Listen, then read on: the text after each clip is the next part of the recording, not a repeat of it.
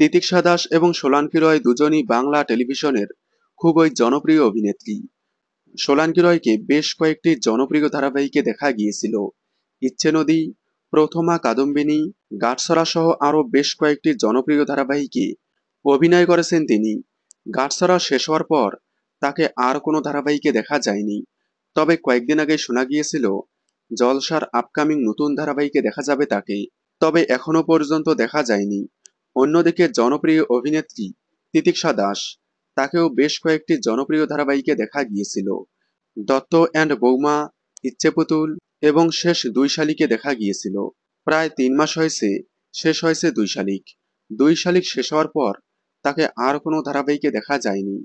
তবে এবার একসাথে এই দুই অভিনেত্রী ফিরতে চলেছে, তবে কোনো নতুন ধারাবাহিকে নয়।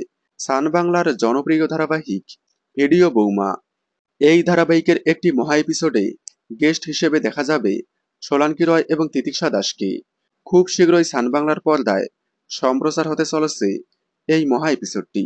আপনারা তিতিক্ষা দাস এবং সোলাঙ্কি রয়কে ভিডিও বৌমা ধারাবাহিকে দেখার জন্য কতটা এক্সাইটেড কমেন্টে জানাবেন। বাংলা বিনোদনের এই ধরনের সকল আপডেট সবার আগে পেতে চ্যানেলটি সাবস্ক্রাইব করে পাশে থাকা বেল আইকনটি বাজিয়ে দিন। ধন্যবাদ।